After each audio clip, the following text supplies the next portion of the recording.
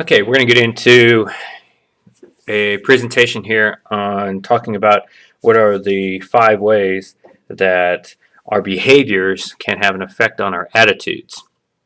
And what you're going to want to be doing with your video sheet there is just be filling it out as you go through this. Make sure you not just get the information down that's on the PowerPoint, but also make sure that you are getting down the information that I'm going over and talking about as well.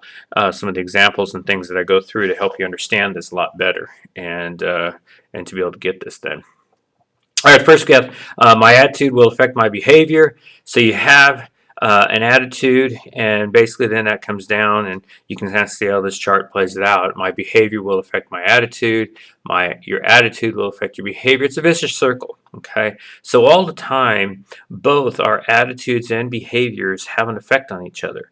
And what we're going to look at here now is the 5 ways that just our behaviors, the actions we do, how those affect our feelings, which is our attitudes. So here's the first one. Sometimes we stand up for what we believe in, but we also come to believe in what we stand up for. Okay, basically that's just talking about what I just said, is that there also comes to a point in time when our actions that we do, and a lot of times our actions are not without thinking, they are just very quick reactions to things, or they're repetitive actions that we do that begins to formulate into our beliefs then, into how we feel about things. The first one is role playing. Okay, role playing is something that you set a set of norms that defines how people in a given social position ought to behave. Now, we role play all the time. Right now, you guys are doing a role play as students. You go off to work someplace and you're role playing as an employee. Some of you may be, maybe you do some coaching, maybe for the rec or something like that, or you do other types of activities, and maybe some of you are involved in different types of organizations and things. So you role play there. But we role play all the time. And basically, what that role play does is as we're doing those behaviors in that role, it is changing, it is shifting, it is manipulating our attitudes towards how we feel towards things. And we're going to watch a video in class called the Philip Zambito's video on prison, the Stanford Prison Study. And we're also going to talk about another one later on. But basically, we'll get into that study in class. But the idea of that is that sometimes you can get put into a role play, which when you get into that, it definitely makes a change in your attitude. For example, I know from just my experience being in the education system that I have had friends, colleagues who were teachers who then got promoted up into the administration. And it's really fascinating to watch because as teachers, they would talk about how, they would never do this as an administrator. They would be a real good administrator. They would be listening to the teachers, all that kind of stuff. And then they get promoted up there, and all of a sudden, that new role changes their behaviors, their feelings towards teaching and teachers. And it's almost like you get into a brainwashing type thing, but that's what happens to us when we get into these everyday roles. We change over, and it takes place quite a bit. And John Johnson there talks about how get placed in a rotten barrel, and some people become bad apples. And that's very much the case. That especially when you're younger, if you get into your friends, and your friends are not really good in their behaviors and the things that they do, those actions, if you are joining in with it, are going to change your attitude. And that's why parents are so worried about how their children end up getting into certain situations with certain friends. And that's why you have parents that don't want you to get with certain people and hang around with them. Okay, the second one is saying is believing. And this is another way that, again, your behaviors can change your attitude. And basically, this is done through classical conditioning.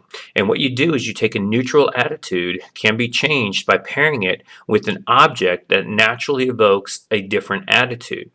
Author and Caroline Statz did a study in which they took just words that had no real connection or negativity to them necessarily, but then they would take those words and they would constantly pair them up with a negative conditioning, and eventually just through that connection, not even having the negative conditioning anymore, taking that away, it would still create a negative attitude towards those words then. And we see politicians do this all the time. The Republicans have been excellent in this throughout the years by being able to label the Democrats as liberals, and that negative connotation from liberal, that meaning that you just spend money and you never want to balance a budget, those kinds of things. Okay, that negative image has for years been a stigmatism on the Democratic Party. Now the Democrats are coming back to on the Republicans, and over the last 10, 15 years, they have put a label or a negative connotation word on Republicans that they are the party of the rich, the party of the well-off, the party of the high esteem, and they don't care about anybody else except them.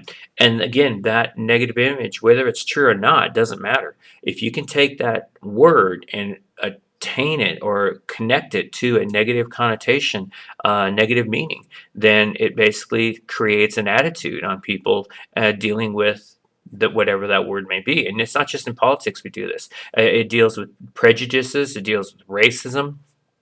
Is another key thing that comes up. Of course, the N word is one that for years now that most African Americans want that word eliminated. But there's a big argument about that, whether that word really should be, whether or not the Confederate flag really has a negative connotation to the idea of racism, or is it just simply a flag that showed the Southern connection to the Civil War.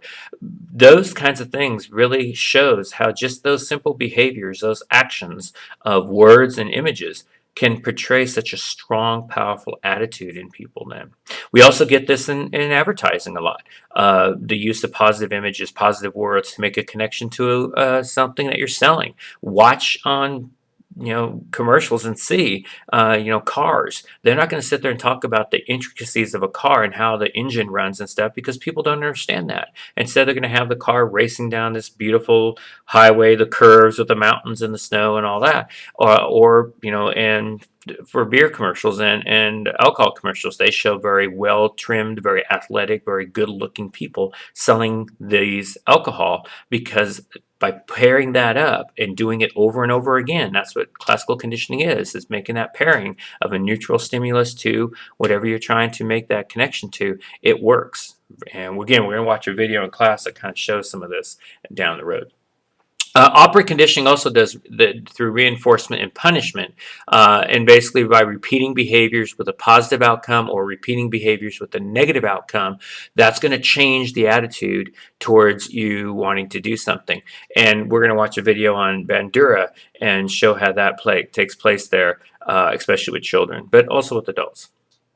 All right, the third one is foot in the door phenomenon called patsyism. Basically, this is a tendency for people who first agree to a small request to comply later to a large request. Now, it sounds pretty simplistic, but it's very well intentioned, and it's a great way, especially in sales, that they will do this all the time. But not just there, even friends will do this. You may even have a friend that does this. I have a brother-in-law that does this, that will ask for the smallest little favor. Could you please just come by and I need, $5. And he'll call up and ask. Or he'll just call up and ask that he needs something fixed over at his house. So you show up there to do a little small request that they make, and as soon as you get there, then they start asking for bigger things. Then they start asking for larger things. And you may have friends that do this. That says, hey, can you just simply take me down to Walmart? I don't have a car. Could you take me there? And so you take them there, think it's going to take you 5 minutes, and all of a sudden it takes you an hour because they have now you doing 5 other trips as well. That is called foot in the door phenomenon. And it's a great way to take a behavior and be able to change attitudes by getting you to do something that you weren't originally wanting to do. But because you've already done the small thing, it almost enables you to do the large thing then because you already have done part of it then. And that's again how a lot of sales technique can work, by getting you in a business, by being able to show you something, and by getting you in there to start it, and then they're able to exploit you to get you to buy what they want. Also, a lot of them do what's called lowball technique, and especially car dealers will do this greatly. Jewelry stores do this a lot too, but you'll see they'll have these mega sales where they will have a price that will say, $200, and then all of a sudden it's 70% off, and it's only going to cost you now $80. Well, originally that was probably what that piece of jewelry or the car that was originally worth 10,000 anyway, and they jacked the price up to 15 on the sales ticket, just so you walk in there, you think, hey, wow, I'm getting such a great deal. And actually, you're not. It's a tactic for getting people to agree to something that originally they were not going to agree to. It's a wearing down of resistance by building up their belief that they're really getting a great deal. You'll also get this a lot when you hear people say that, if you buy two, you get the third one free. Or if you buy this one, you get the other one for 50% off. Stores will do this all the time, and in actuality, you think you're getting a good deal, which you're really not. But it's a great way to be able to get people to get their attitudes changed towards something and to get them to do the action or the behavior they want them to do then. Okay, the fourth one then is evil and moral acts.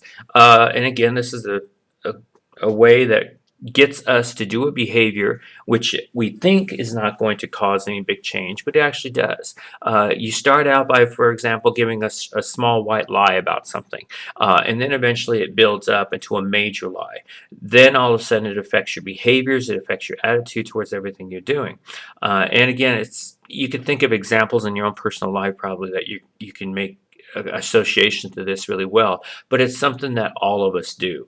We all do these little white lies. We'll tell somebody something when we don't want to hurt their feelings or when we're trying to make them feel better or that, and then all of a sudden, or we do it sometimes to build up our own self-confidence. We may just tell somebody something that's a lie about ourselves because we want to impress them. Well, now all of a sudden that little lie that you think really didn't have any consequence, it shouldn't have any punishment to it, it's simply just something to help you get some reinforcement or to help you with whatever you're doing. Now all of a sudden it reduces your moral sensitivity. Once you get that positive reinforcement for doing the lie, you're more than likely to do it again and again and make it bigger and bigger and bigger. We hurt those that we don't like, and we don't like those that we hurt. Again, in wartime and in other actions, we see this happening where there was a study that was done in which kids were to crush or to destroy these insects, which, again, doesn't sound like all that difficult. But basically, when they were doing this, at the University of Arizona, where they were doing this at, they first started out by just, having the kids, ask them to do it. And they didn't really want to do it. A lot of them didn't want to kill the ants or the bugs or whatever it was there. But then eventually, after they were able to get them to start it was much easier then for them to do it over and over and over again. And it started out very simple that they would just kill maybe one bug or one ant they would step on, and then all of a sudden it would increase and it would become almost fun, and they almost enjoyed it, the idea of that, and they would make it into a game. And what that does is as it says there on your notes, killing begets killing. And that's where it gets into this whole argument about guns. Because once somebody gets a gun, studies have shown over and over again that their propensity to violence increases substantially. And it increases more violent behavior then. So having more guns does not decrease violence. It does not make people safer. It actually makes them less safer, and it increases violence because of what happens to us in our brains. Our attitudes change once we get that behavior of having that gun in our hands. We have seen this through study after study, that it actually increases the likelihood of violence taking place then. And that's what happens to us when we're having these evil and moral acts. Okay, the last one then is interracial behavior and social attitudes. Racial behavior helps shapes our social consciousness. We wait for the heart to change or give it an external boost. What does that mean? Well, what that gets into is this idea that sometimes in studies they have shown that, sometimes we have to be pushed or pulled into being able to change our attitudes towards something. If you go back to, for example, the African Americans, going back in the 1950s, for example, and 1960s, when the government started a policy of busing and of interracial schools and desegregating of schools, that was not going to happen by just simply saying, hey, we need to also do this. It took the government to push the public to get them to change their attitude. So it forced a behavior on people by, in some cases, doing it by means of punishment in order to get them to do what's called legislative morality, laws requiring racial equality to help build positive relationships. And it's not just with race. You could see it in with homosexuals. That's going on now. We're going to see that again coming up with other different types of moral questioning about whether or not something should be done or not. And instead of just allowing the public to make that decision and the public eventually moves towards a certain attitude, sometimes because it's such a slow pace of movement or non-movement, that the government will come in and force the movement if they think it is that necessary to do that. Under social movements, political and social movements may legislate behavioral design to lead to an attitude change on a massive scale. Okay, and again, Theodore Newcomb, in his research in the 1930s, he had college students entering school that when they came in, they asked them this questionnaire about their political beliefs or political ideology, and basically it was something around about half or so was conservative, half was liberal. So it's about 50-50, in some cases a little bit more, a little bit less. But then after the students had graduated from these colleges and were getting ready to leave after 4 years, they did the same survey on them, the political belief, political attitudes study. And what they found is that their viewpoints had changed. In many cases, they became more liberal. So the question is, was it through education, through knowledge? Did they all of a sudden change the political philosophy around? Or was it through the behaviors of the instructors that changed the attitudes of the students coming in that got them from being conservative to more liberal? And that is something that, again, it shows how by being influenced over and over again by different groups and different people and different events and different behaviors, that can change your attitude then. So those are the 5 ways that behaviors can change our attitudes.